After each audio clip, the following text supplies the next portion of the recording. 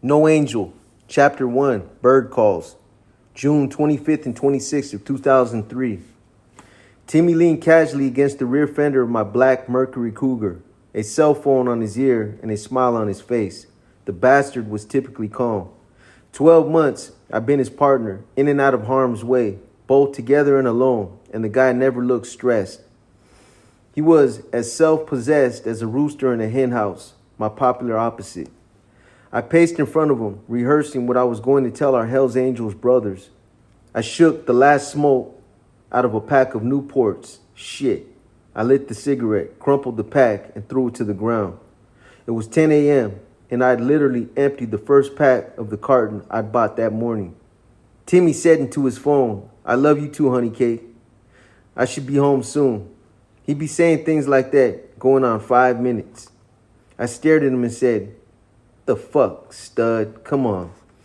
Timmy put a finger in the air and continued on the phone. "Okay, gotta run. Love you guys, okay? See you tonight."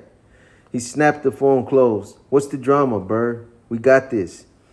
"Oh, nothing really." I pointed at the guy lying face down at our feet. "Just that if they don't buy it, then we'll end up like this asshole." There, in a shallow desert ditch, a gray-haired Caucasian male, his head split to the white meat. A pile of brains had oozed to the ground where Timmy had put Joby's .380. Blood droplets sprayed into the sand and dirt made small, dark constellations. His blue jeans were splattered with purple, quarter-sized splotches. His wrists and ankles were bound with duct tape. His hands were limp.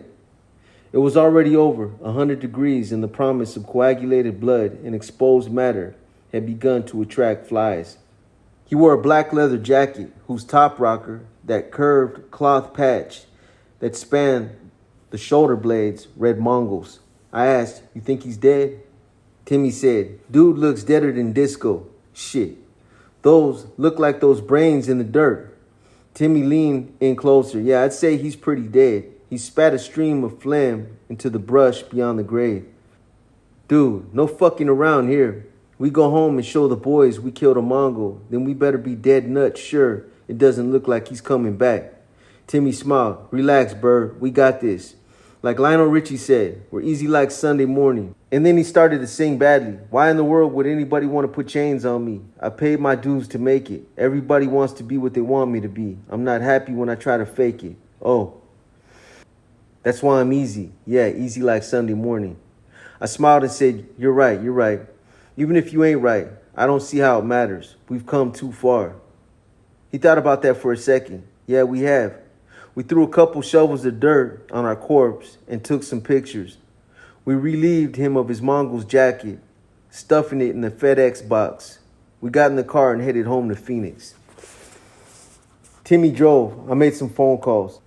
I lit a cigarette and waited for someone to pick up at the clubhouse. Inhale, hold it in, click. The voice said, "Skull Valley." I said, "Bobby, it's Bird." "Bird? What the fuck? Teddy there?" "Not now, no."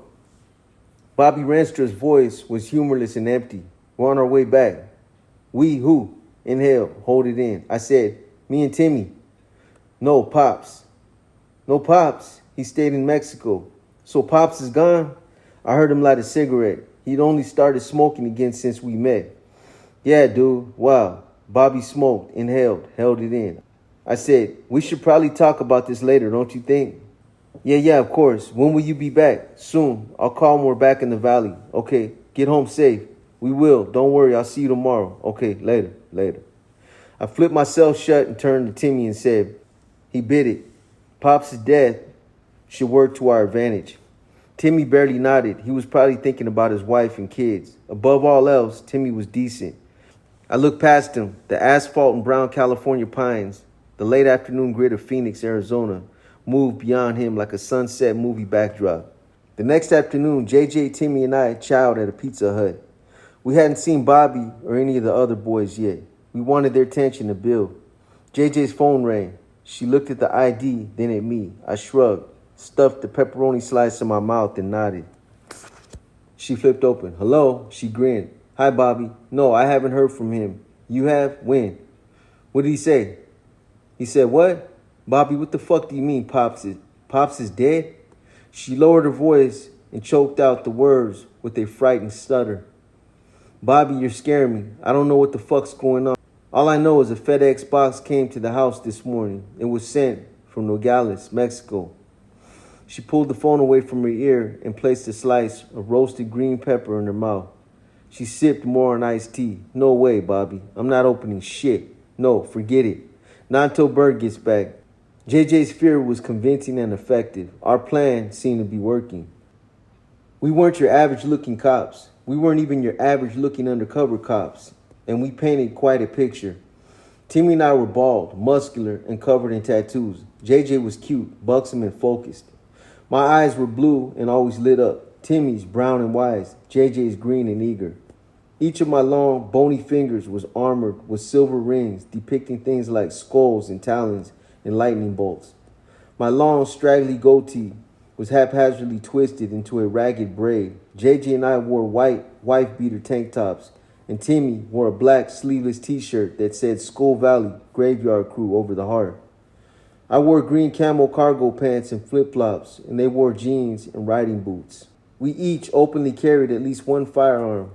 Arizona's open carry, so there you go. JJ continued, no way, Bobby. I'm not coming over there with the box. I'm waiting till Bird gets home. All right, bye. She hung up. She turned back to us and asked sarcastically, so, honey, when can I expect you? I grinned and said, anytime, now, anytime. Okay, can't wait. We laughed and finished our lunch. We've been running ragged for months, and we're in the home stretch. With any luck, Timmy and I were about to become full-patch Hells Angels, and JJ was about to become a real-life HAO lady with any luck.